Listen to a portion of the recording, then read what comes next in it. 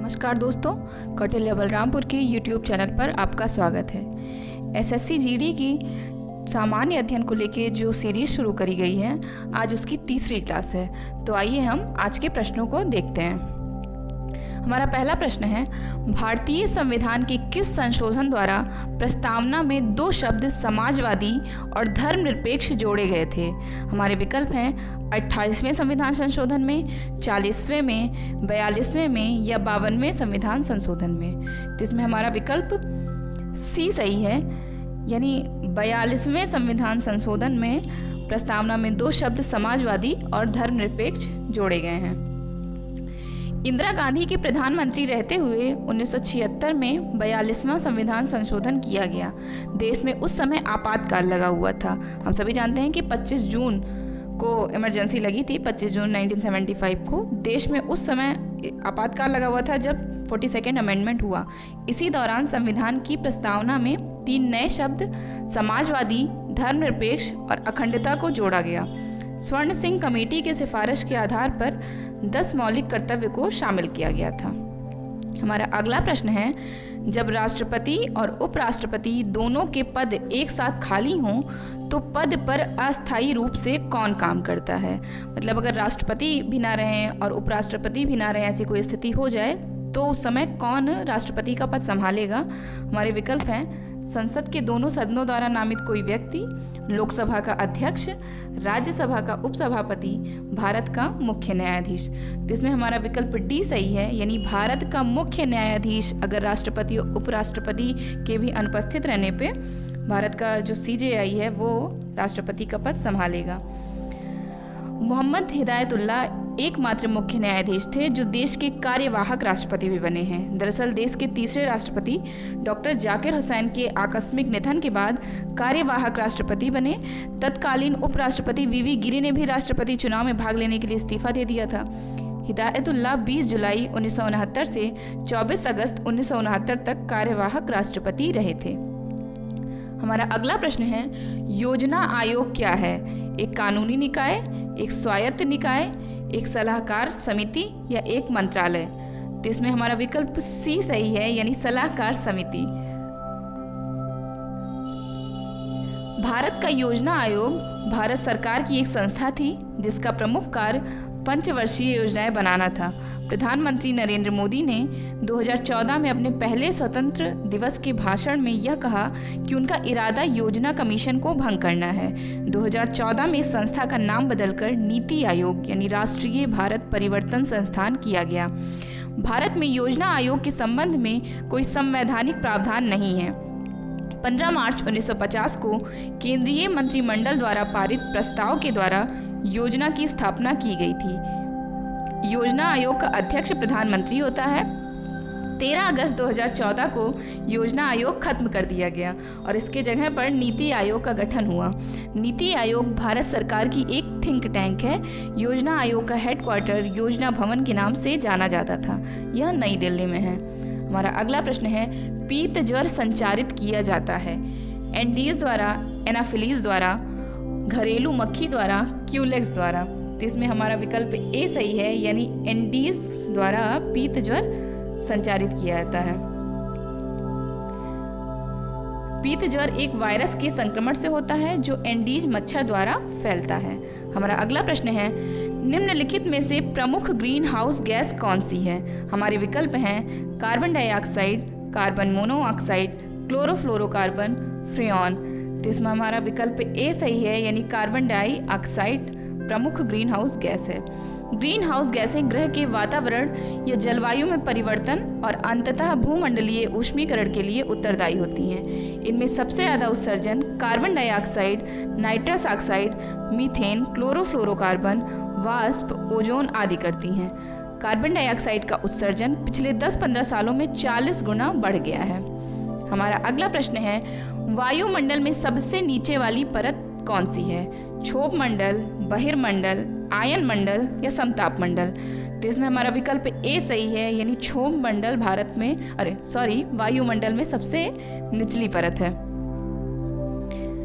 क्षोभ मंडल या ट्रोपोस्फेयर पृथ्वी के वायुमंडल का सबसे निचला हिस्सा है। इसी परत में आर्द्रता, जलकण, धूलकण, वायुधुंध तथा सभी मौसमी घटनाएं आती हैं। हमारा अगला प्रश्न है, छिली हुई सब्जियों को धोने से कौन सा विटामिन निकल जाता है? हमारे विकल्प हैं vitamin A, vitamin C, vitamin D या विटामिन ई। तो इसमें हमारा विकल्प सी सही है, यानी अगर छिली हुई सब्जियों को धो दिया जाए तो उसमें से विटामिन सी निकल जाता है। विटामिन सी या एल एस्कॉर्बिक अम्ल मानव एवं विभिन्न अन्य पशु प्रजातियों के लिए अत्यंत आवश्यक पोषक तत्व है। ये विटामिन रूप में कार्य करता है। कई प्रकार की उपापचयी अभिक्रियाओं हेतु एस्कॉर्बिक अम्ल का एक आयन सभी पादपों व पशुओं में आवश्यक होता है। ये लगभग सभी जीवों द्वारा आंतरिक प्रणाली द्वारा निर्मित किया जाता है, सिवाय कुछ विशेष प्रजातियों के, जिनमें स्तनपायी समूह जैसे चमगादड़, एक या दो प्रधान प्राइमेट, सब ऑर्डर एंथ्रोपोइडिया यानी वानर, वनमानुष और मानव इसमें आते हैं। इसका निर्माण गिनी शूकर एवं पक्षियों एवं मछलियों की कुछ प्रजातियों में नहीं होता है। जो भी प्रजातियां इसका निर्माण आंतरिक रूप से नहीं कर पाती, उन्हें ये आहार रूप में वांछित होता है। इस विटामिन की कमी से मानवों में स्कर्वी नामक रोग हो जाता है। इसे व्यापक रूप से खाद्य पूरक रूप में प्रयोग किया जाता है। हमारा अगला प्रश्न है, पाश्चुरीकरण एक प्रक्रिया है जिसमें दूध को गर्म किया जाता है 60 डिग्री सेल्सियस पर 10 मिनट तक, 63 डिग्री सेल्सियस पर 20 मिनट तक, 72 डिग्री सेल्सियस पर 10 मिनट तक या 63 डिग्री सेल्सियस पर 30 मिनट तक। तो इसमें हमारा विकल्प सी सही है, यानी 72 डिग्री सेल्सियस पर 10 मिनट तक दूध को गर्म किया जाता है, उसी को पाश्चुरीकरण कहा जाता है। पाश्चुरीकरण एक ऐसी प्रक्रिया है जिसमें खाद्य पदार्थ जैसे दूध और फलों के रस को हल्की गर्मी से उपचारित किया जाता है। साधारणतः रोगजनकों को खत्म करने और दराज जीवन का विस्तार करने के लिए 100 डिग्री सेल्सियस से कम। इस प्रक्रिया का उद्देश्य उन जीवों और प्रकीर्णकों को नष्ट या निष्क्रिय करना है जो खाद्य विकृत होने या रोगों में योगदान करते हैं, जैसे वनस्पति जीवाणु, लेकिन अयम बीजाणु नहीं। इस प्रक्रिया का नाम फ्रांसीसी सूक्ष्म जीव वैज्ञानिक लुई पाश्चर के नाम पर रखा गया, जिनके 1860 के दशक में शोध से पता चला था कि ऊष्म प्रसंस्करण शराब में अवांछित सूक्ष्म जीवों को निष्क्रिय कर देगा। पाश्चुरीकरण के दौरान खाद्य विकृति के प्रकरणों निष्क्रिय हो जाते हैं। आज खाद्य संरक्षण और खाद्य सुरक्षा प्राप्त करने के लिए डेयरी उद्योग एवं अन्य खाद्य प्रसंस्करण उद्योगों में पाश्चुरीकरण का व्यापक रूप से प्रयोग किया जाता है।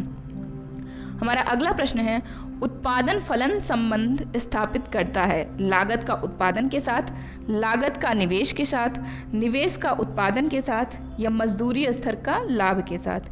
तो इसमें हमारा विकल्प ए सही है, यानी लागत का उत्पादन के साथ संबंध जो है उत्पादन फलन स्थापित करता है। हमारा अगला प्रश्न है, किस प्रकार के उत्पादों के लिए CACP न्यूनतम समर्थन कीमत की सिफारिश करता है? औद्योगिक उत्पादों के लिए, कृषि उत्पादों के लिए, भेषज उत्पादों के लिए या इनमें से कोई नहीं। तो इसमें हमारा विकल्प बी सही है, यानी कृषि उत्पादों के लिए न्यूनतम समर्थन कीमत की सिफारिश करता है। किसी कृषि उपज जैसे गेहूं, धान आदि का न्यूनतम समर्थन वह मूल्य है जिससे कम मूल्य देकर किसान से सीधे वह उपज नहीं खरीदी जा सकती। न्यूनतम समर्थन मूल्य भारत सरकार तय करती है।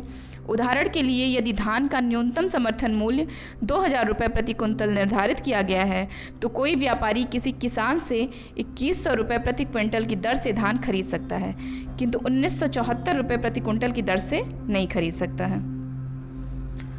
अगला प्रश्न देखते हैं, निम्न में से कौन सी भारत में रबी की फसल नहीं है? हमारे विकल्प हैं गेहूं, रेपसीड, जूट और जौ। तो इसमें हमारा विकल्प डी सही है, यानी जूट जो है भारत में रबी की फसल नहीं है। ये जौ की जगह जी लिख गया है, तो इसको आप जौ ही जानिएगा। रबी की फसल उत्तर भारत में अक्टूबर और नवंबर माह के दौरान बोई जाती है, जो कम तापमान में बोई जाती है। फसल की कटाई फरवरी और मार्च महीने में की जाती है। जैसे गेहूं, जौ, रेपसीड, चना, मसूर, सरसों, ये सब रबी की फसलें हैं। हमारा अगला प्रश्न है, सीसा यानी लेड का सबसे महत्वपूर्ण अयस्क कौन सा है? Galena, pyrolusite, magnetite, siderite. तो इसमें हमारा विकल्प ए सही है, यानी गैलेना लेड का सबसे महत्वपूर्ण अयस्क है। हमारा अगला प्रश्न है, किसी क्षेत्र में जनसंख्या का घनत्व किसकी संख्या से मापा जाता है? लोगों की, परिवारों की, बच्चों की, मकानों की। तो इसमें हमारा विकल्प ए सही है, यानी लोगों की संख्या से किसी भी क्षेत्र में जनसंख्या का घनत्व मापा जाता है। भारत की 2011 की जनगणना के अनुसार जनसंख्या घनत्व 382 प्रति वर्ग किलोमीटर था। हमारा अगला प्रश्न है, शिक्षक दिवस किसके जन्म दिवस के रूप में मनाया जाता है? हमारे विकल्प हैं जवाहरलाल नेहरू, एस राधाकृष्णन, इंदिरा गांधी, महात्मा गांधी। तो इसमें हमारा विकल्प बी सही है, यानी सर्वपल्ली राधाकृष्णन के जन्म दिवस के रूप में शिक्षक दिवस मनाया जाता है। 5 सितंबर को शिक्षक दिवस डॉक्टर सर्वपल्ली राधाकृष्णन के जन्म दिवस के रूप में मनाया जाता है। डॉक्टर सर्वपल्ली राधाकृष्णन भारत के प्रथम राष्ट्रपति थे, जो 1952 से 1962 तक रहे। वे भारतीय संस्कृति के संवाहक, प्रख्यात शिक्षाविद, महान दार्शनिक और एक आस्थावान हिंदू विचारक थे। हमारा अगला प्रश्न है, पेट्रोल से लगी आग को बुझाने में जल प्रभावी नहीं होता है, क्योंकि ज्वाला इतनी गर्म होती है कि जल उसे ठंडी नहीं कर सकता। जल और पेट्रोल में रासायनिक अभिक्रिया हो जाती है। जल और पेट्रोल एक दूसरे में मिश्रणीय हैं। जल और पेट्रोल एक दूसरे से अमिश्रणीय हैं और पेट्रोल ऊपरी परत बनाता है, अतः जलता रहता है। तो इसमें हमारा विकल्प डी सही है कि जल और पेट्रोल चूंकि एक दूसरे से अमिश्रणीय हैं, इसलिए पेट्रोल जल के ऊपर ऊपरी परत बना लेता है और वो जलता रहता है। इसीलिए कभी भी आग लगी हुई पेट्रोल से तो पानी से नहीं बुझाना चाहिए। ध्वनि का वो वेग किस में अधिकतम होता है? हमारे विकल्प हैं जल, पारा, वायु और लोहा। तो इसमें हमारा विकल्प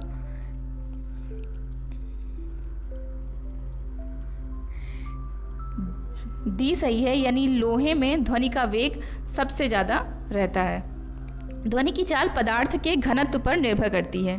चूँकि ठोस पदार्थों का घनत्व गैस एवं तरल से ज़्यादा होता है, इसलिए ध्वनि की चाल ठोस में सबसे अधिक होती है। उसमें भी ध्वनि की चाल ठोस के घनत्व पर निर्भर करती है। अतः जिन ठोस पदार्थों का घनत्व सबसे ज़्यादा होता है, उनमें ध्वनि की चाल सबसे ज़्यादा होती है। हमारा अगला प्रश्न है, दिग्बोई यानी जो असम में है, किस उद्योग के लिए जाना जाता है? कच्चा तेल, लोकोमोटिव, कोयला या लोहा? तो हमारा विकल्प इसमें ए सही है, यानी कच्चे तेल के लिए दिग्बोई उद्योग जाना जाता है। हमारा अगला प्रश्न है, गांधी जी ने सविनय अवज्ञा आंदोलन कब प्रारंभ किया था? हमारे विकल्प हैं 1930 में, 1931 में, 1932 में या 1933 में। तो इसमें हमारा विकल्प ए सही है, यानी 1930 में गांधी जी ने सविनय अवज्ञा आंदोलन शुरू किया था। इसका प्रारंभ गांधी जी के प्रसिद्ध दांडी मार्च से हुआ था। दांडी यात्रा या नमक सत्याग्रह महात्मा गांधी के नेतृत्व में औपनिवेशिक भारत में अहिंसक सविनय अवज्ञा का एक कार्य था। 24 दिवसीय मार्च 12 मार्च 1930 से 6 अप्रैल 1930 तक ब्रिटिश नमक एकाधिकार के खिलाफ कर प्रतिरोध और अहिंसक विरोध के प्रत्यक्ष कार्यवाही अभियान के रूप में चला। हमारा अगला प्रश्न है, किसे देशबंधु के नाम से जाना जाता है? हमारे विकल्प हैं आचार्य नरेंद्र देव, राजेंद्र प्रसाद, जीएस राय या चित्तरंजन दास। तो इसमें हमारा विकल्प डी सही है, यानी चित्तरंजन दास को देशबंधु चित्तरंजन दास भी कहा जाता है। चित्तरंजन दास एक महान स्वतंत्रता सेनानी, राजनीतिज्ञ, वकील तथा पत्रकार थे। उन्हें देशबंधु के नाम से भी जाना जाता है। ये सुप्रसिद्ध भारतीय नेता, राजनीतिज्ञ, वकील, कवि, पत्रकार तथा भारतीय स्वतंत्रता आंदोलन के प्रमुख नेता थे। उन्होंने कई बड़े स्वतंत्रता सेनानियों के मुकदमे भी लड़े हैं। इनका जन्म 5 नवंबर 1870 को कोलकाता में हुआ था। इनका परिवार मूलतः ढाका के विक्रमपुर का प्रसिद्ध परिवार था। ढाका इस समय बांग्लादेश की राजधानी है। चित्तरंजन दास के पिता भुवन मोहन दास कलकत्ता उच्च न्यायालय के जाने माने वकीलों में से एक थे। वे बंगला में कविता भी करते थे। उनका परिवार वकीलों का परिवार था। हमारा अगला प्रश्न है, मैक मोहन रेखा किन 2 देशों की सीमा बनाती है? तो इसमें विकल्प है भारत और पाकिस्तान, पाकिस्तान और अफगानिस्तान, चीन और भारत, नेपाल और चीन। तो इसमें हमारा विकल्प सी सही है, यानी मैक मोहन रेखा चीन और भारत के बीच रेखा बनाती है। जो भारत और चीन के बीच जो बॉर्डर है उसको हम मैक मोहन लाइन बोलते हैं। मैक मोहन रेखा चीन और भारत देश की सीमा है। ब्रिटिश भारत सरकार में विदेश रहे सर हेनरी मैक मोहन के नाम पर इस रेखा का नाम पड़ा। इस रेखा की लंबाई 890 किलोमीटर है। हमारा अगला प्रश्न और आखिरी प्रश्न, यूनिसेफ का मुख्यालय कहाँ है? जेनेवा, वियना, न्यूयॉर्क या वाशिंगटन डीसी? तो यूनिसेफ का मुख्यालय न्यूयॉर्क है। यूनिसेफ पूरी दुनिया में बच्चों की शिक्षा, स्वास्थ्य एवं सुरक्षा आदि के लिए कार्य करने के लिए विख्यात है। इसका मुख्यालय न्यूयॉर्क शहर, संयुक्त राज्य अमेरिका में है। आज के लिए इतना ही। आगे की क्लास में कल मिलते हैं। बहुत बहुत धन्यवाद।